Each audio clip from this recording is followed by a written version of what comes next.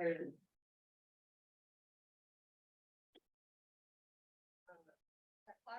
Fire District, we are always here for you. We value our people and the people we serve. Our focus is establishing teams, trust, empowerment, accountability, mindset, and service.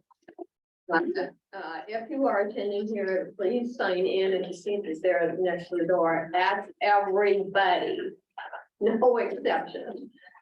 So I am now called to order pursuant to ORS 192.610 and 192.690. And pursuant to ORS 192.650, this meeting is being recorded. So this is a regular monthly meeting of Clackamas Fire District Board of Directors coming to order at 5:01 p.m. The video recording of this meeting will be placed on the Clackamas Fire District website. At this time, please stand, face the flag, and pledge allegiance.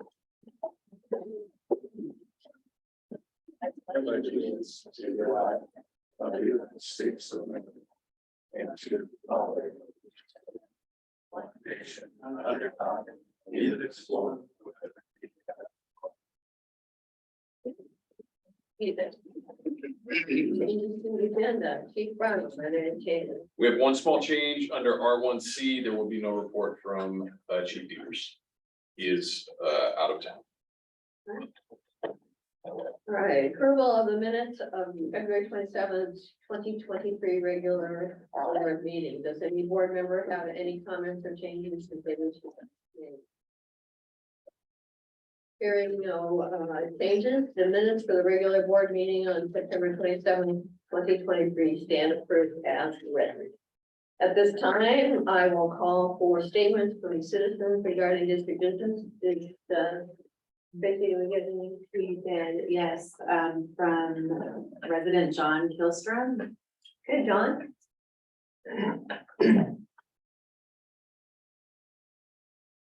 Good evening, Madam President, members of the board, Chief Brown. At the last meeting, there was a presentation around policy and procedure that was going to be through a contract that was being done. The only thing I heard was that the question was asked, was it put out for bid? But I probably was a meeting prior to wherever was here, that what was the cost of it and what was the term for that contract for this procedure and policy review? Which contract? It was called Shelby's presentation with the Navex company. Yeah, it was, I don't have the number directly from it. It was approximately 3 years and I want to say around 40 to 45,000. Thank you.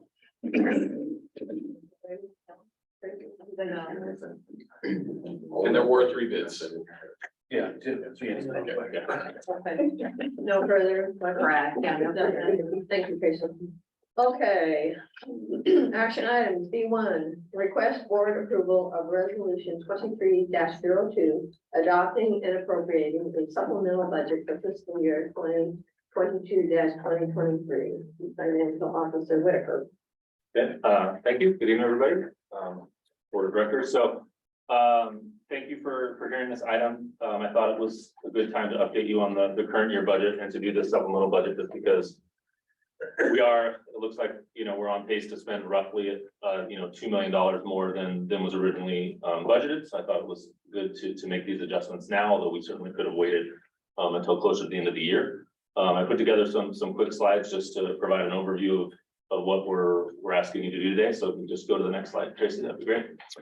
So in general, the main takeaway is the general fund operating budget remains balanced. I think it's on pace to remain balanced throughout through the end of the year. But what we have is we have about $1.9 million increase in new expenditures, but we're fortunate that's offset by additional revenues as well. So I've got, some of the major changes there on the right side of the slide, and they're also in the memo to the board. But we've had some one-time increases in tax revenue.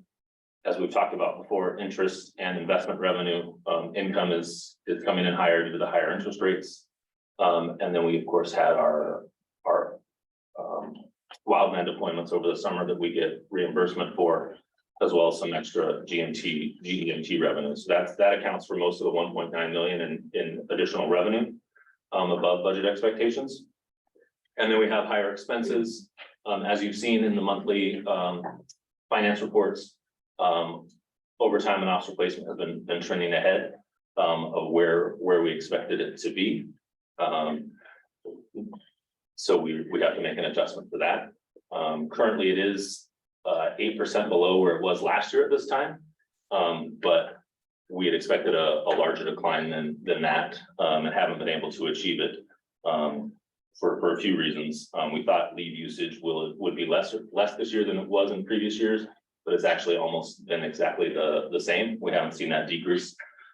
We also thought that we'd have a robust floater pool and additional staffing that would be able to absorb some of the replacement shifts, but due to a number of reasons, injuries, unexpected resignations, some staffing reconfigurations around the medic, we haven't been able to keep up that staffing. But for the rest of the year, especially with the new academy having graduated in February, we think we'll be able to start to see a better trend on the ops replacement costs. The other major expenses that you see there, of course, are the overtime associated with the wildland deployments. And then we also have some savings due to vacancies and the delay of paid leave Oregon implementation. And so that's helpful as well, in terms of being able to reduce some expenses and reallocate them to other areas. I think that's it for that slide, unless there's any questions. Okay. So even though the $85,000 for the paid leave Oregon didn't have to be paid, doesn't it still gonna have to be paid? We will still need to make contributions to that program, starting in September. So we have opted to use a third-party plan, what they call an equivalent plan, rather than go through the state's plan. So the state required payments beginning January 1st, but the third-party insurer that we are likely to go through does not require payments until the program actually starts paying benefits in September. So we're actually able to save 9 months of payments by going with a third party rather than going through the state. And if you haven't paid the money into the kitty, if you will, how are you gonna have any money to pay it out? The insurer will cover that, and then make it up on the back end as we make payments over the year. So that's their operating plan, is that they only need to start collecting the premiums when the benefits start. Whereas the state needed startup funds to operate this program statewide. So. And then the $1.5 million, that even though it's less than last year, that's gonna be kind of a big miss. It is. So- It is, and so what you're gonna see next year, when we build the 23-24 budget, is we're gonna start at a higher budgeted number, until we can demonstrate that we're able to achieve some of those savings that I was talking about. And we'll talk about that more in some of the budget meetings as we start to plan for 23-24, but it seems to be a trend that we have kind of used a low budget figure for ops replacement, and we exceed it every year. And we're gonna reverse that dynamic and make sure that we're budgeting accordingly. So, but yeah, I think for the reasons that I mentioned, I expected that it was gonna be less this year, with the floater pool and changes in lead usage, and that certainly didn't materialize. So. Thank you. So just a few comments on where we're headed. So like I said, I think the budget should remain balanced at the end of the fiscal year, certainly in a better position than we were last year at this time. But it is still a tight budget environment for us with inflation and the other costs we just talked about. So it'll be within a few $100,000 positive or negative where we end up the year. And some of those uncertainties are property taxes. Collection rates are lagging a little bit right now, but there's still at least one big collection date left in May. So that could provide a boost. Our ambulance billing revenue is low right now because we switched our billing provider, our vendor, in the fall. And so they're catching up on some of those payments. So that is slowly rebounding from a few low months where we were switching providers and weren't billing. And then, of course, our health claims right now are trending well, but there could always be upwards or surprises there, but we budgeted at the high end for that, so that should be absorbable, but hopefully we'll come in under and we'll have some savings there. And then, of course, as we already talked about, there's office replacement, which I think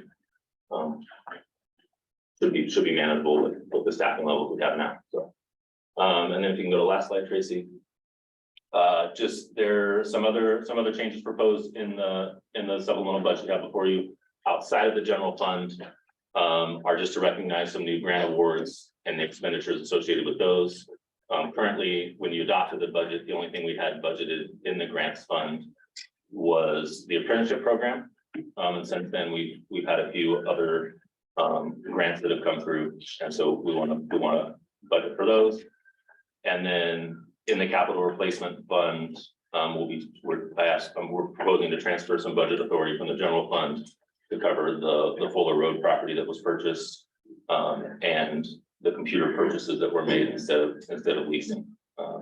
And as the board, I think, approved back in July or August with the property purchase, that will transfer from contingency, but ultimately will come out of the ending unbalance from the general fund. So that's kind of it, unless there are additional questions on supplemental budget. I have a question, Mark. We got 975,000 from the confederation, but we only spent 647.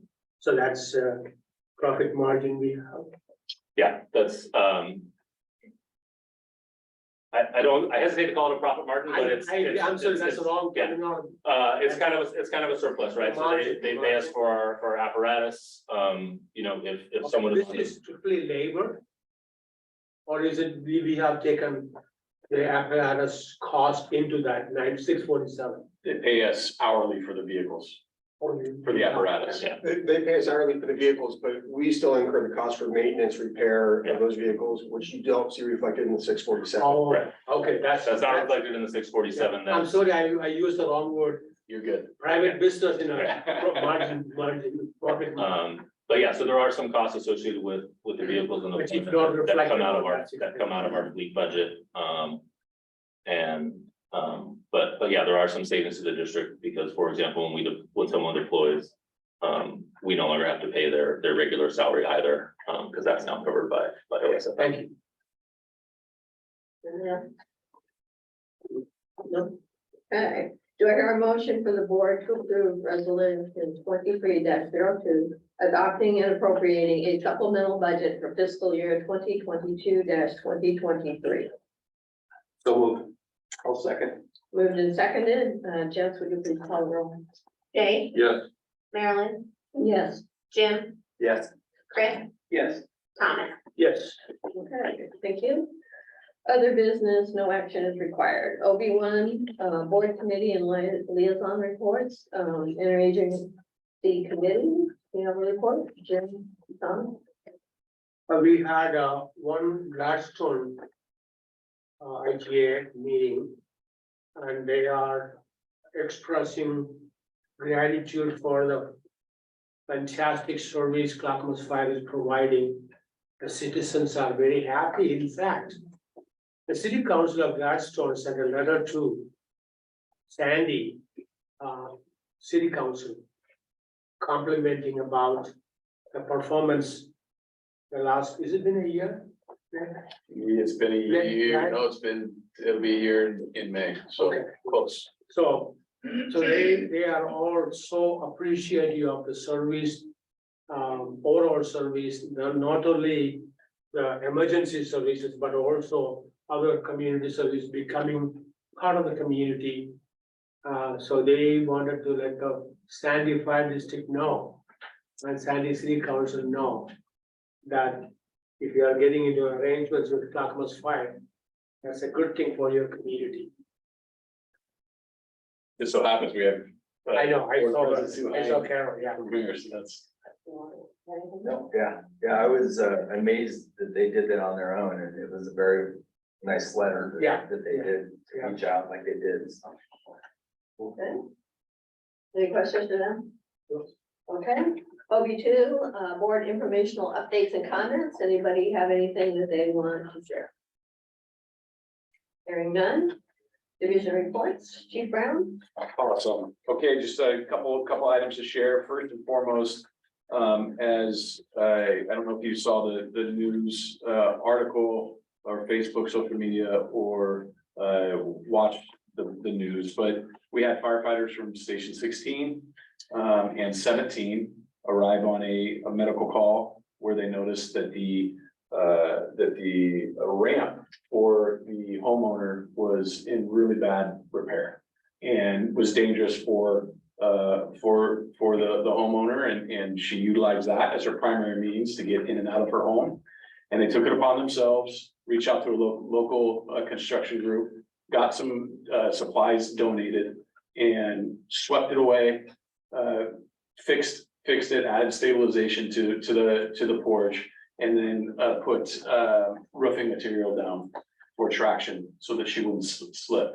And it just shows day in and day out the extra effort that our firefighters take and members of the Clackamas Fire family take on a daily basis outside of emergency calls. So I just wanted to point that out. The other thing I wanted to point out is we have started a new hire academy of 6. Stephen Moran, Vincent Hollingsworth, Thomas Robinson, John Cunningham, Daniel Wagner, and Keith Nichols. Eugene, Benton Fire, Corvallis Fire, Sisters Fire, Mid-Columbia Fire, and Canby Fire is the departments that they came from. They started that academy the end of February. And one last piece, and then I will I'll be quiet and move on to the next. If you look at unit utilization over the last month, there was a total of 208 hours and 27 minutes that our crews were either on response or training or preparing for calls.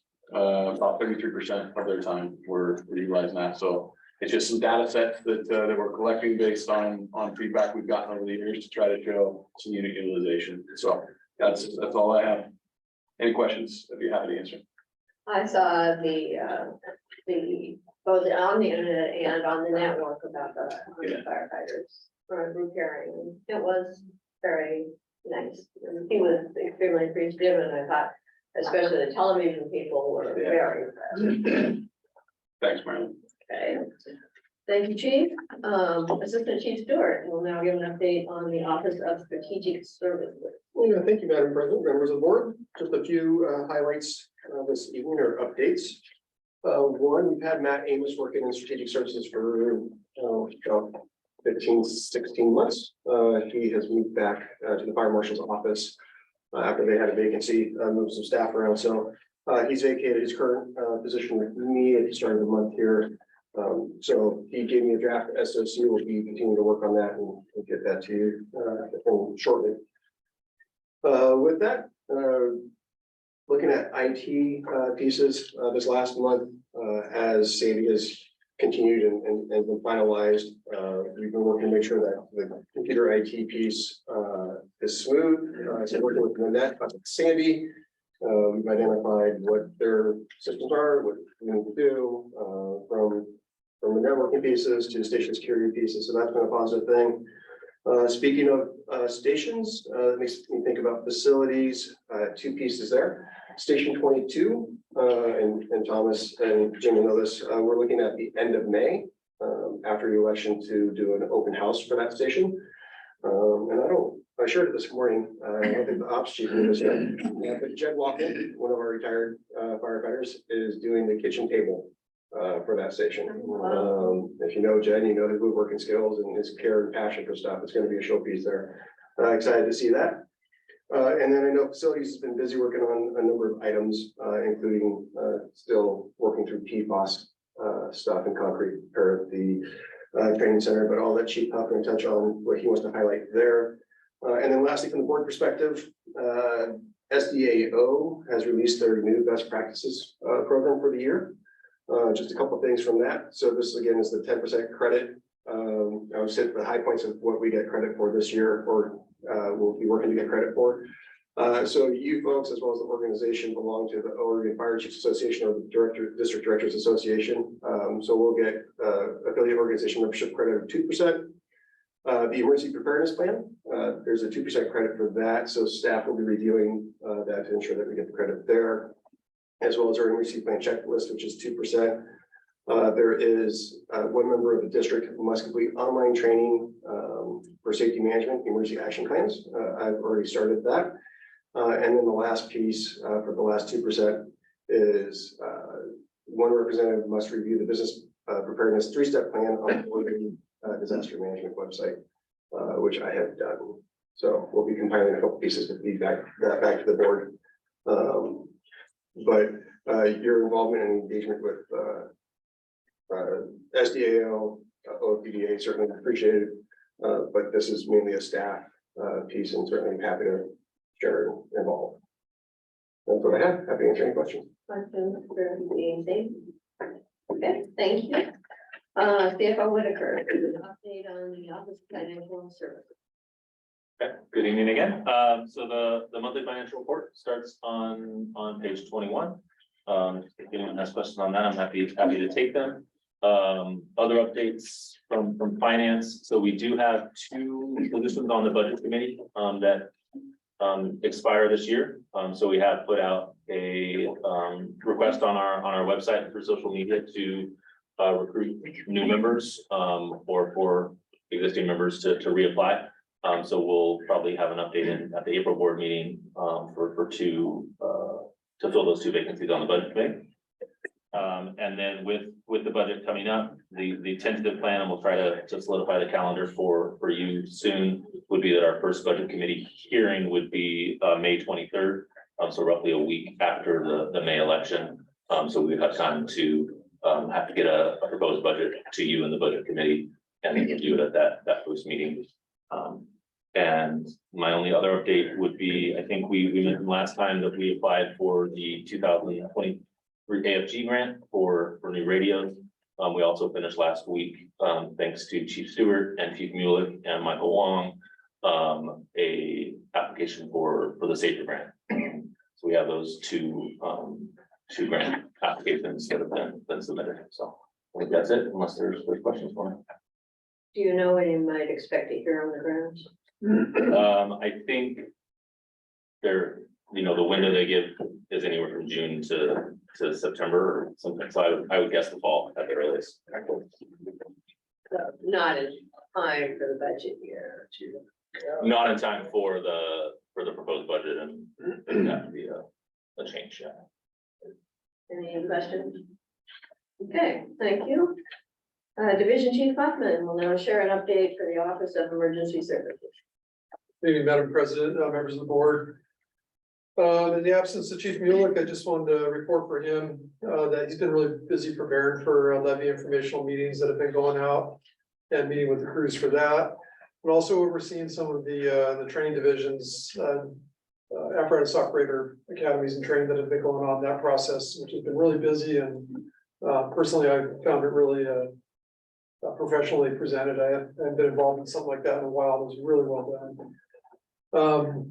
From the EMS point of view, the training focus has been high for recertification because everybody's up for recert this year. So we're finishing that up. Captain Coleman's going strong on that.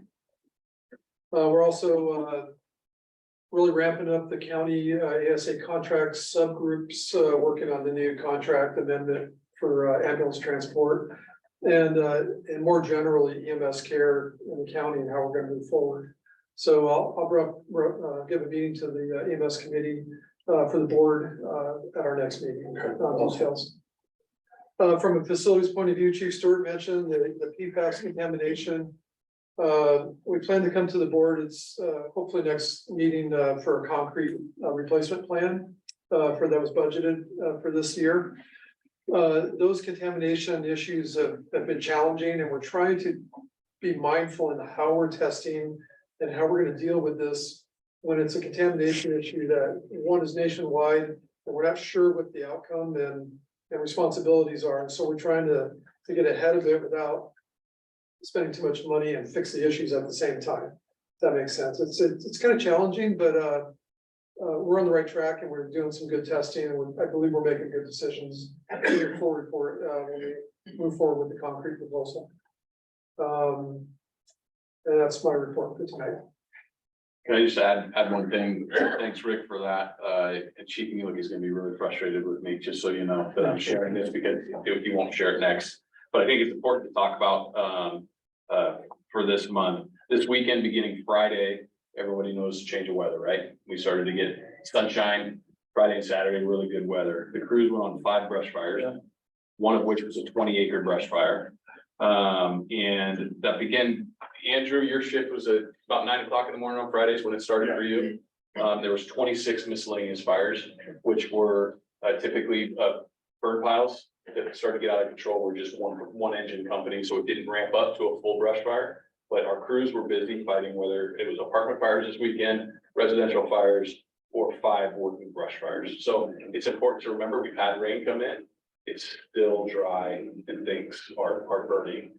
2 days without rain, we have a 20-acre grass fire. So it's just important to remember that.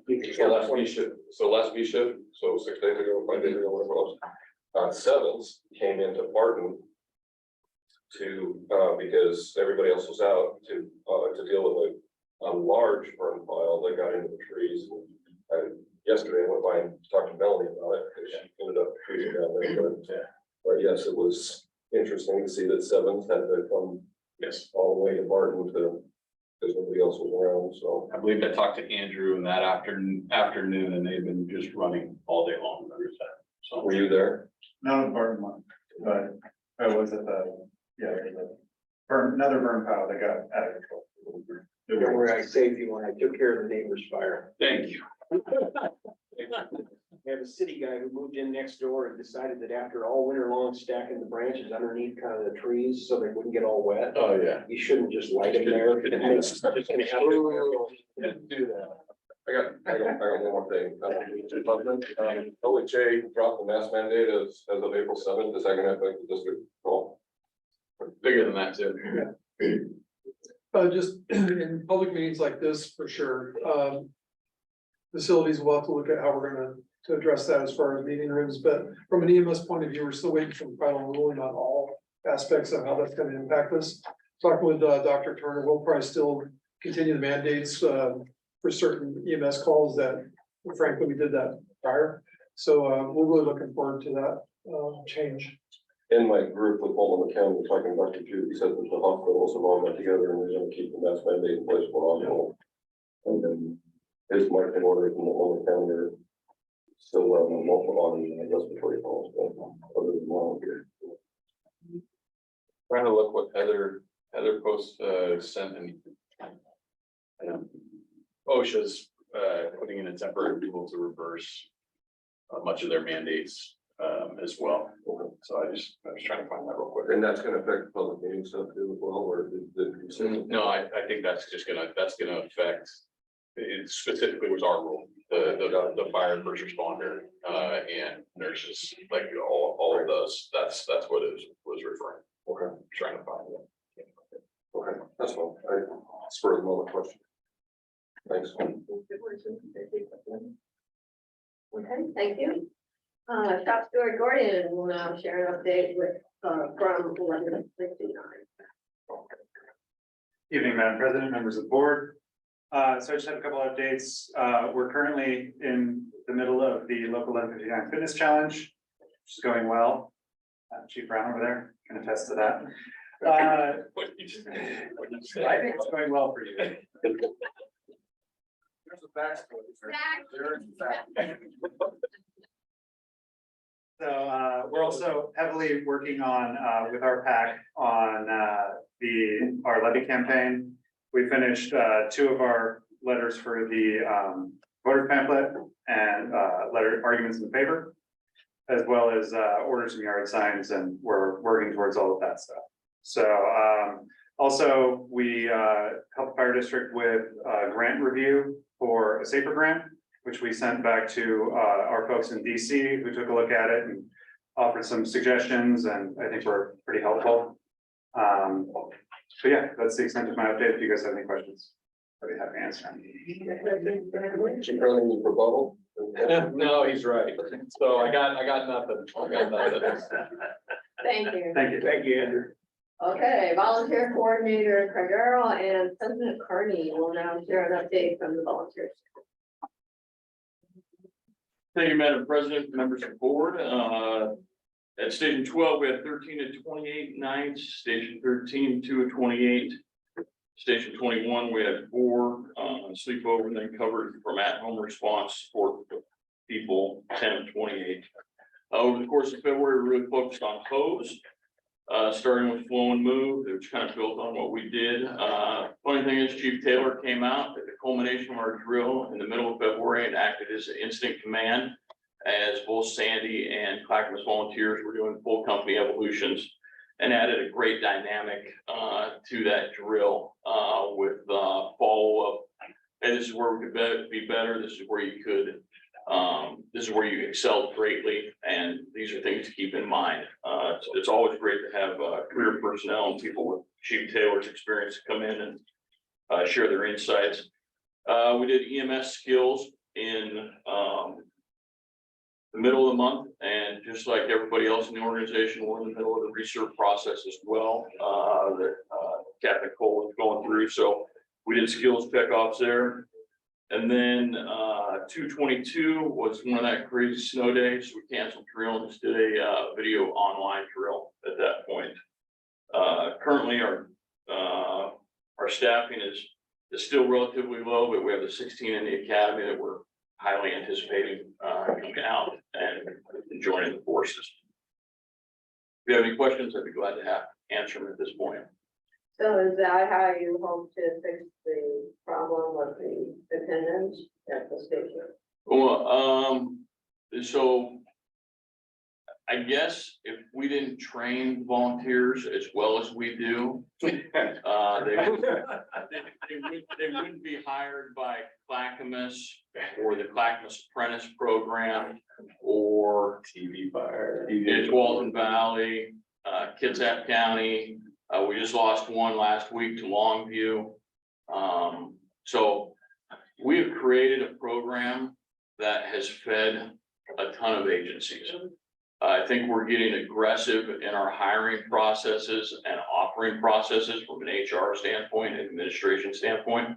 We're going to be able to kind of golden handcuff maybe these volunteers to our organization with future letters of employment, which happens in the market industry, you know, in the business climate.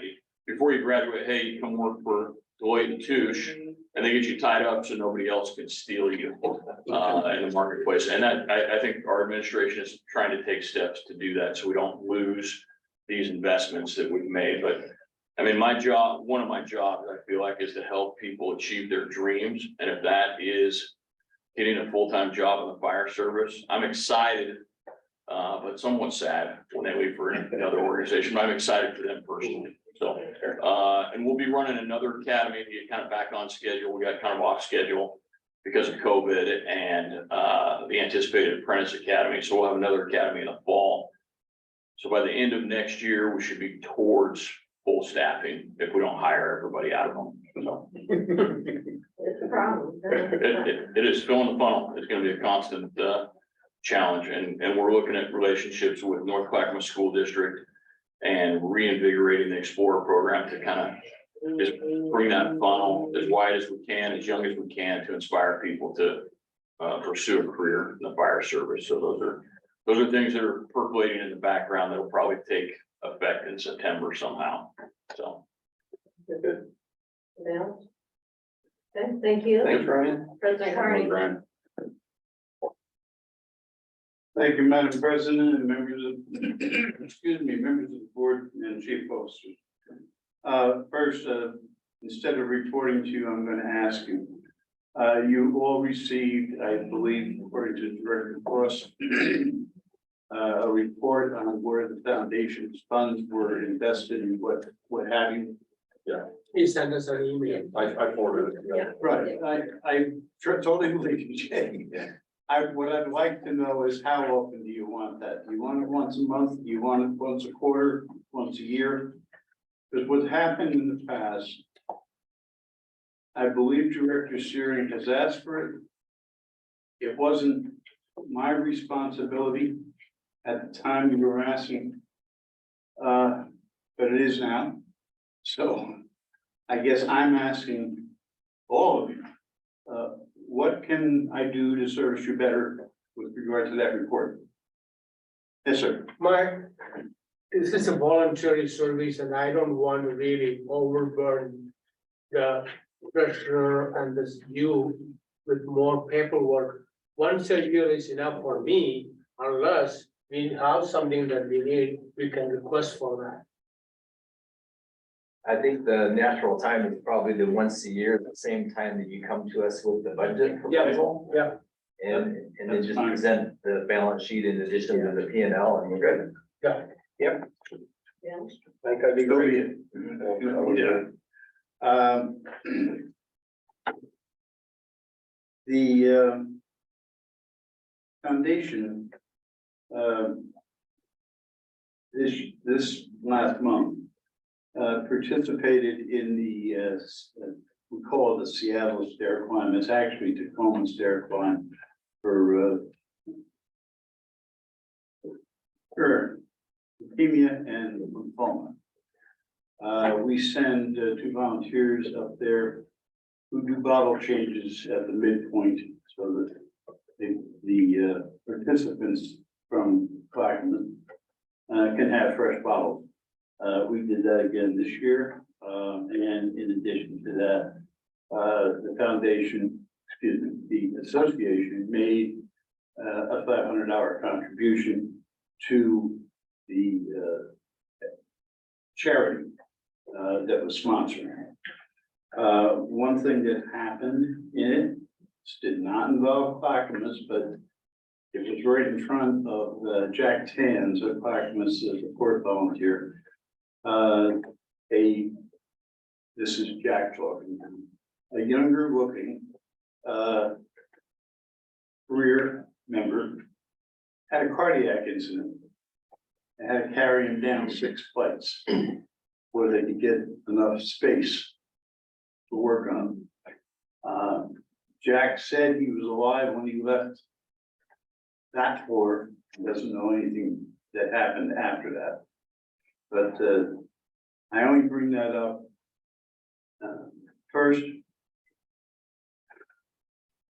Jack was really willing and ready to spring into action, but he was outgunned by a large number of paramedics. And secondly, he was there swapping bottles and getting himself pretty darn tired doing it. It was a very full day for him. That concludes what I have to report to you. If you have any questions, suggestions, I'll be happy to take them. Well, thank you. Thank you. Okay, at this time, Thomas is going to do some introduction. Oh, first of all, I want to welcome our citizens back to the meeting. We have been missing you for a while, maybe a few years. And also, I want to recognize board chair from Sandy Fire District, Sue Hine. Thank you for attending. I thought it was a good time to check in and see how you guys do things here, so happy to be here. Thank you, Sue. Right. That's all. That's it, okay, and board members, you've seen the correspondence and the informational items in the packet. Any comments, questions on any of them? Yeah, actually, I think this month is an incredible bunch of correspondence. The letter from Malala, the firefighter service that Chief Mueller helped take care of.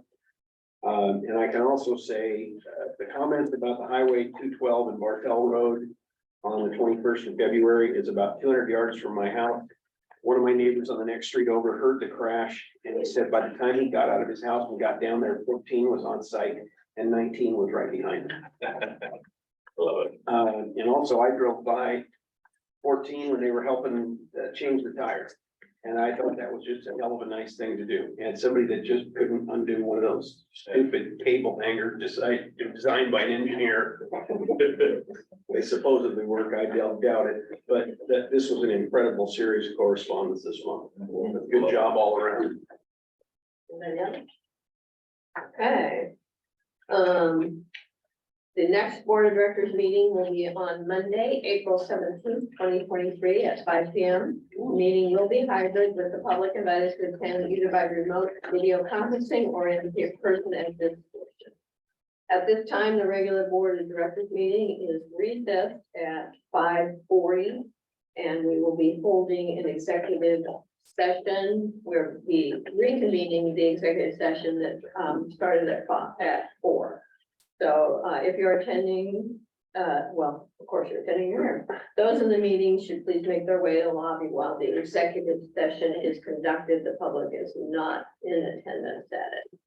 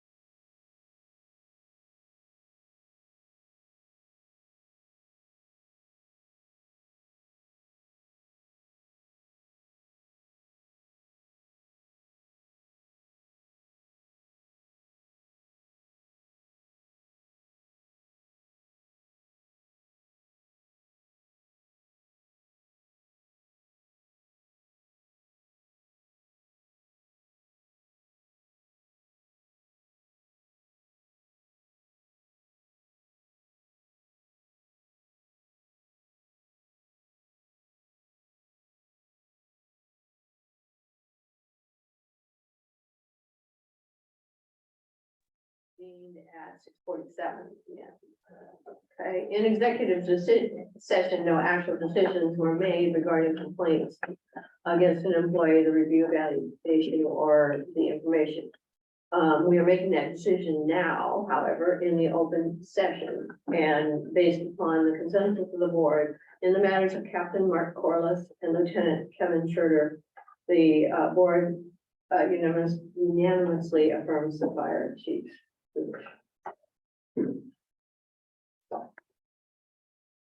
Any other comments or questions?